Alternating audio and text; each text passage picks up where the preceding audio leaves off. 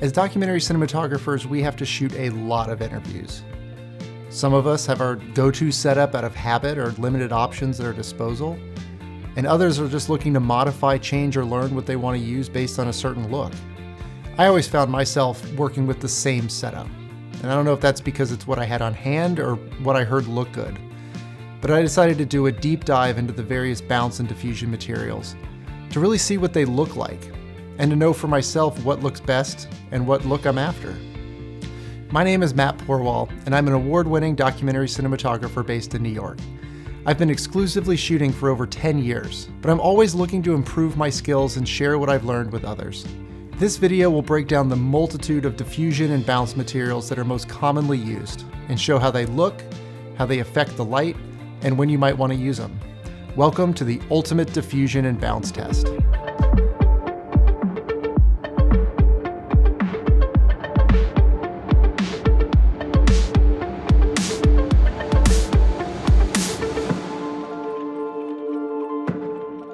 There's a lot of technical information behind this test, and it doesn't really make sense to go into it here.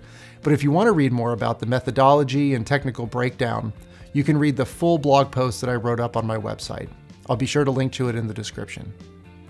This test is broken down into 3 parts. You have diffusion, bounce, and bounce with added diffusion, aka a book light. There are seemingly unlimited options of materials on the market, but I've narrowed it down to the most widely used and readily available options. Since this is a longer video, I've also added chapter markers so you can jump ahead to any section that you really want to focus on. For bounce materials, we'll look at white Griffolyn, ultra bounce, bleached muslin, unbleached muslin, and bead board.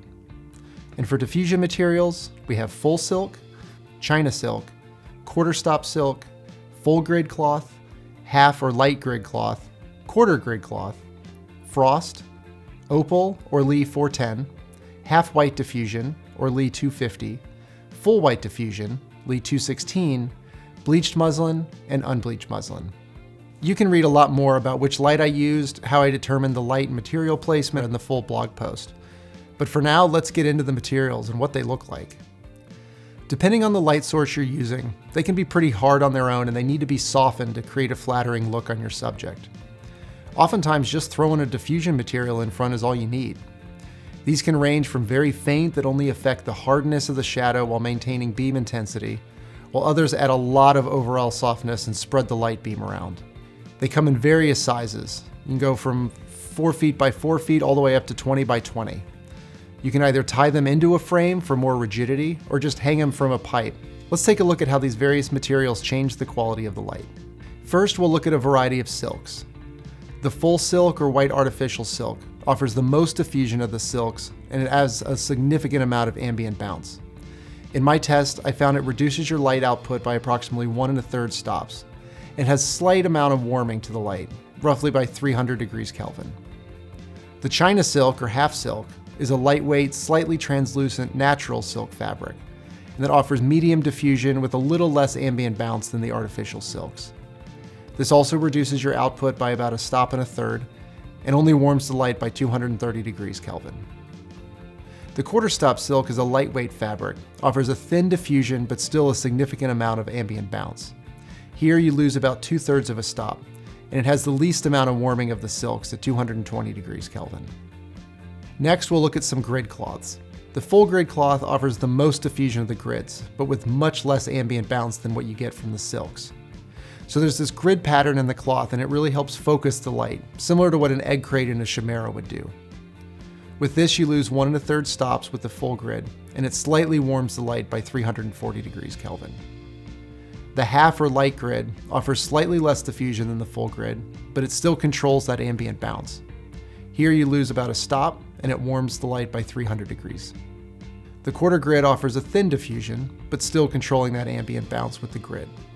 With this, you lose 2/3 of a stop and only warms the light by about 200 degrees. Next, we have frost. It offers a light, soft glow with no ambient bounce.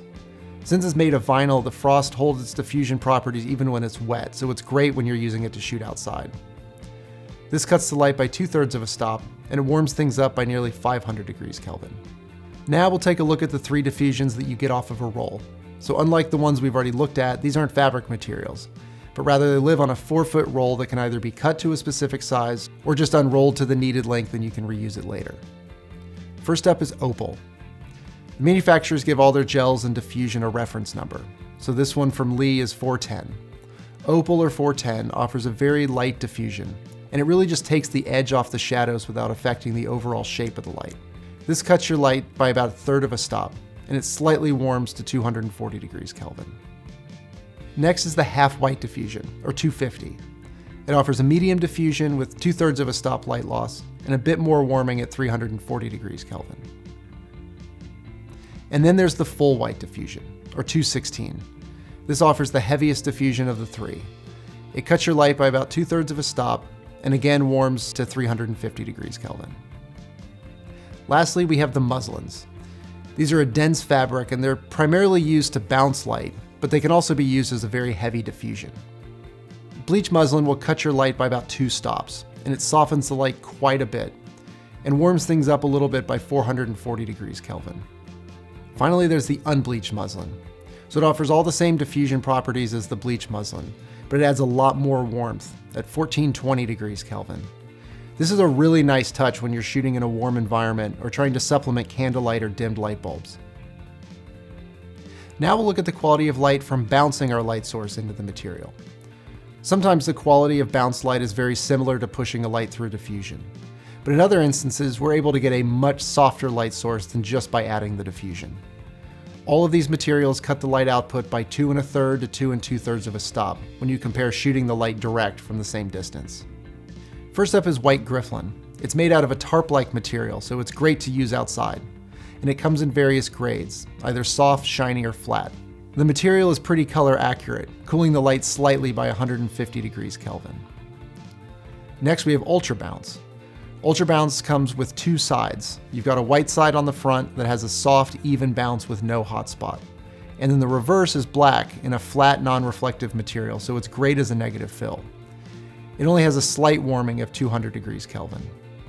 So now we're back with our muslins, but this time we're going to use them as a bounce material instead of a diffusion. The bleached muslin offers a soft, even glow with no hot spot. In this case, it cooled the light slightly by 280 degrees.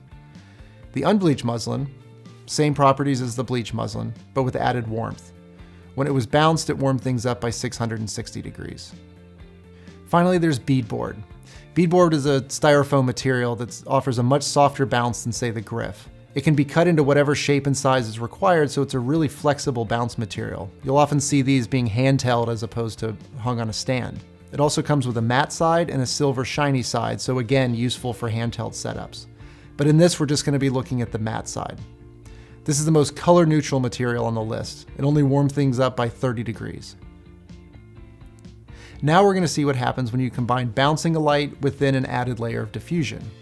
This is a great way to get a beautifully soft light that is incredibly flattering on your subject. This method is often called a book light. With all the materials tested here, the sky is the limit on how soft you want to go. But just keep in mind that you lose a lot of light with this technique, so you might want to have a brighter light source on hand. To determine how much light you're going to lose, just really combine the loss from the bounce with the loss of the diffusion. So for example, if our bounce material is going to cut the light by 2 1/3 stops, and then you add a layer of diffusion in front of that cuts the light by 2/3 of a stop, then you're looking at 3 stops of loss from what you would get from just the naked light. First, we'll look at the Griffolyn with all the various diffusion materials in front.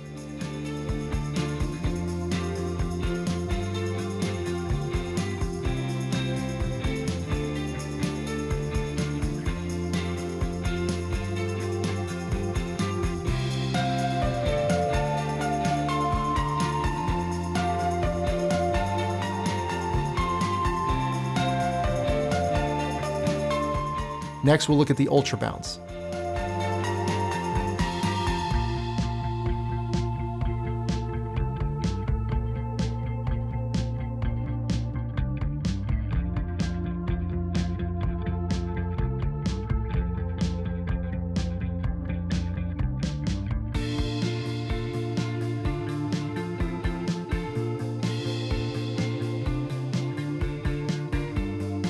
And bleached muslin.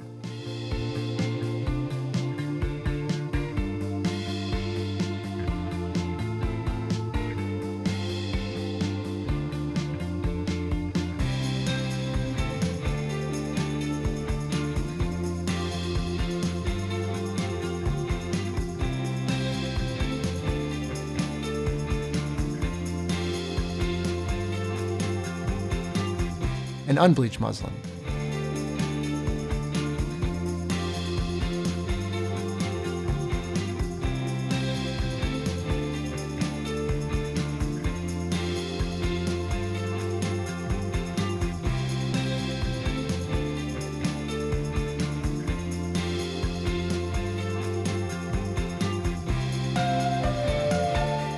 And finally, let's take a look at Bead Board.